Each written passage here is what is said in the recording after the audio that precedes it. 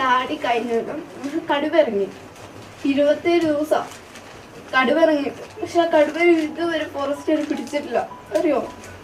എൻ്റെ ഡാഡിയുടെ ട്രാക്ടറാണ് കൂട് വെക്കാൻ ഫോറസ്റ്റുകാർക്ക് ആവശ്യമായ സാധനങ്ങൾ എത്തിച്ചു കൊടുക്കാൻ എടുത്ത എൻ്റെ ഡാഡിയുടെ ട്രാക്ടറാണ്.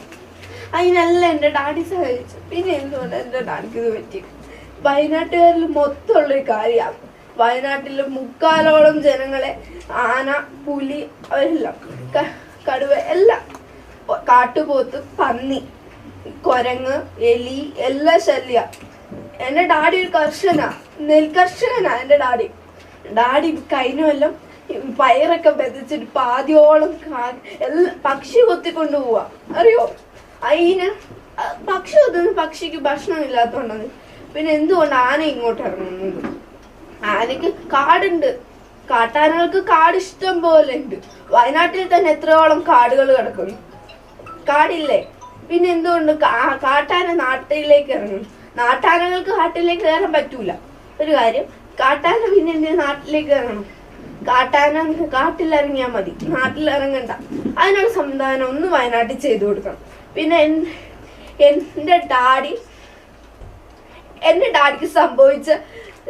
ഡാഡിക്ക് സംഭവിച്ച കണക്ക് ഇനി ഒരു മനുഷ്യർക്ക് പറ്റാൻ പാടില്ല വയനാട്ടില്. ഞാൻ കരഞ്ഞ അത്ര വേറൊരു കൊച്ചു ഇനി കരയാൻ പാടില്ല. വയനാട്ടുകാർക്ക് 3/4 ജനവും എനിക്കറിയാം. ഞാൻ ഇത് കേട്ടിട്ടുള്ളത്, ഞാൻ ന്യൂസ് കാണുന്നതാ, പത്രം വായിക്കുന്നതാ. 3/4 ജനങ്ങളും കടുവേന്റെ ആക്രമണത്തിൽ, ആനയുടെ ആക്രമണത്തിൽ മരിക്കുന്നുണ്ട്.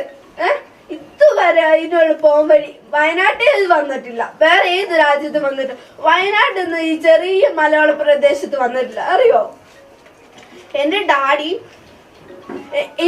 ഇവിടെ 3 മാസം മുമ്പ് ഇവിടെ ആന ഇറങ്ങിയായിരുന്നു. ഒരു പ്രശ്നം ഉണ്ടാക്കിയില്ല. എൻ്റെ ഡാഡി കുറച്ച് ചേട്ടന്മാരൊക്കെ കൂടിയിട്ട് അതിനെ അക്കരെ കയറ്റി വിട്ടു. പക്ഷെ ഈ ആന ഇവിടെ വന്നപ്പോ എൻ്റെ ഡാഡി ആ ചേട്ടന്മാരൊക്കെ തന്നെ ഇതിന്റെ പുറകെ ഓടിയത്. എൻ്റെ ചേട്ടൻ, എനിക്ക് വേറൊരു ചേട്ടായി, ആ ചേട്ടായി അടക്കം ചേട്ടായി മാറി. ചേട്ടായി ആന ഇളകിയത് കണ്ടപ്പോ ചേട്ടായി ഓടി, എൻ്റെ പുറകെ ഡാഡി ഓടി.